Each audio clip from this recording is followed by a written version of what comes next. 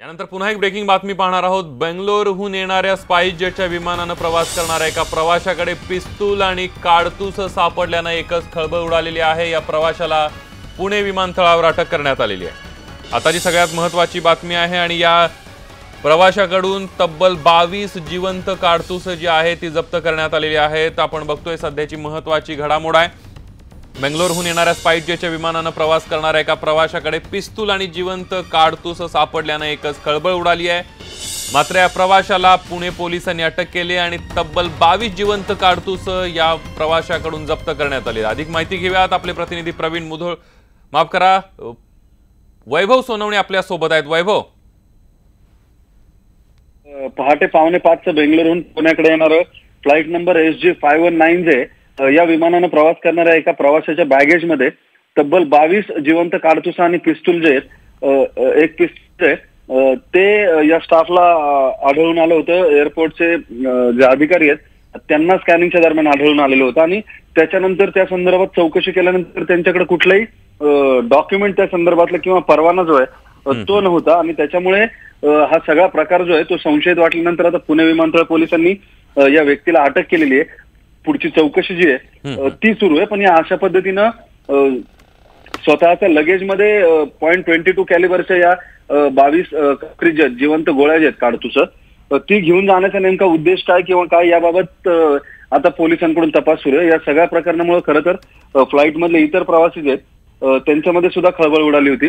मात्र जो spice जेटचा staff आहे तो आणि विमानतळ पोलिसांनी त्याला ताब्यात घेत तात्काळ बाजूला नेल्यामुळे या सगळ्या प्रकाराची जास्त वाच्यता झाली नाही आणि पुढची चौकशी जी आहे ती विमानतळ पोलिसांनी सुरू केली आहे। संदीप, धन्यवाद वैभव, तुम्ही दिलेले आहे। यानंतर बातमी आहे राम मंदिरासंदर्भातली। अयोध्येतील राम मंदिर बाबरी मस्जिद वादग्रस्त भूखंड प्रकरणी आज सुप्रीम कोर्टामध्ये सुनावणी होणार आहे। विशेष घटनापीठासमोर या प्रकरणाची नियमित सुनावणी करायची की नाही या संदर्भात आज अंतिम निर्णय होण्याची शक्यता आहे। यासाठी सरन्यायाधीश रंजन गोगोई यांच्या नेतृत्वाखाली 5 सदस्यीय खंडपीठ तयार करण्यात आलंय। अयोध्येतील राम जन्मभूमी आणि बाबरी मस्जिद वादासंबंधी 2.77 एकर जमिनीच्या प्रकरणी अलाहाबाद उच्च न्यायालयाच्या 30 सप्टेंबर 2010च्या 2-1च्या बहुमताच्या निर्णयाविरोधात सुप्रीम कोर्टामध्ये 14 अपील दाखल करण्यात आले। त्यावर आज सुनावणी होणार आहे। आपण बघतोय आज एक महत्त्वाची सुनावणी सुप्रीम कोर्टामध्ये होणार आहे। अयोध्येतील राम मंदिर बाबरी मस्जिद वादग्रस्त भूखंड प्रकरणी आज सुप्रीम कोर्टात सुनावणी होणार आहे।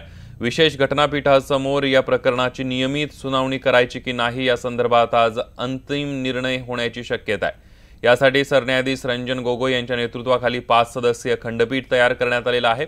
अधिक माहिती घेऊयात। आपण बघतोय आपले प्रतिनिधी प्रशांत लीला रामदास सुद्धा आपल्या सोबत असणार आहेत, त्यांच्याकडून सुद्धा अधिक माहिती घेणार आहोत। मात्र अयोध्येतील राम जन्मभूमी आणि बाबरी मस्जिद वादासंबंधी जे 2.77 एकर जी जमीन आहे त्या प्रकरणावर हा सगळा खटल्याची सुनावणी होणार आहे।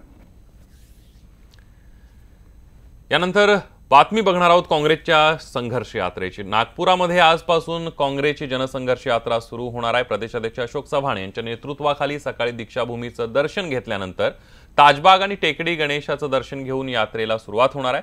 तर दुसरीकडे राष्ट्रवादी काँग्रेसच्या संघर्ष यात्रेला सुद्धा रायगडमधून सुरुवात होणार आहे। प्रदेशाध्यक्ष जयंत पाटील, ज्येष्ठ नेते छगन भुजबळ, अजित पवार, विरोधी पक्षनेते धनंजय मुंडे, सुनील तटकरे, चित्रा वाघ या यात्रेला सहभागी होणार आहेत।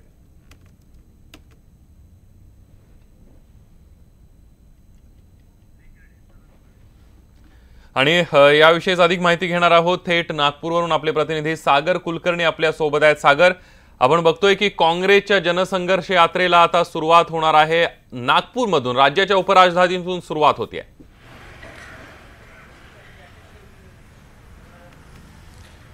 संदीप, जर पाहिलं तर विदर्भ हा मुळात काँग्रेसचा चांगला कायम साथ देणारा हा मतदारसंघ आहे, एक भाग आहे असं म्हटलं जातं। पण मागील निवडणुकीमध्ये मात्र हे चित्र वेगळं होतं। भाजपाचा सगळ्यात जास्त जो सक्सेस रेशो होता तो विदर्भातून होता। विदर्भातून सर्वाधिक खासदार आणि आमदार जिंकून दिल्यामुळे केंद्रात आणि राज्यामध्ये एक मोठं यश भाजपाला मिळालं होतं। याच पार्श्वभूमीवर राज्य सरकार आणि केंद्र सरकार कशा पद्धतीने अयशस्वी ठरलेलं आहे, शेतकऱ्यांच्या विरोधातली भूमिका असेल किंवा विदर्भासाठी सगळ्यात मोठे मंत्री नितीन गडकरी इथून आहेत, मुख्यमंत्री इथून आहेत, राज्याचे अर्थमंत्री या भागातून आहेत, केंद्रीय गृहराज्यमंत्री हंसराज अहिर या भागातून आहेत. याच विदर्भामध्ये खरंच विकास गेल्या 4-5 वर्षामध्ये झाला का हे सांगण्याचा प्रयत्न काँग्रेस आज करणार आहे. आणि काँग्रेस परत एकदा येणाऱ्या निवडणुकीसाठी एक मशागत करत आहे म्हटलं तरी वावगं नाही ठरणार. कारण की विदर्भातून जर काँग्रेसला पाठबळ मिळालं तर येणाऱ्या लोकसभेमध्ये आणि विधानसभेमध्ये एक चांगलं यश प्राप्त होईल आणि त्याच्यामधून पुढचे राजकीय गणित किंवा राजकीय खेळी करण्यासाठी उपयुक्त ठरेल. या अनुषंगाने काँग्रेसचे नेते आज इकडे येत आहेत. आता मुळात काँग्रेसचे नागपूरमधलं जे अंतर्गत वाद आहे तो पाहावा लागेल की खरंच सगळे नेते एकत्रित येत आहेत का. कारण की चतुर्वेदी असतील किंवा मुत्तेमवार असतील, वडट्टीवार असतील, हे विदर्भातले वेगवेगळे नेते आणि त्यांच्यातला कायम अंतर्गत संघर्ष हा चर्चेचा विषय असतो.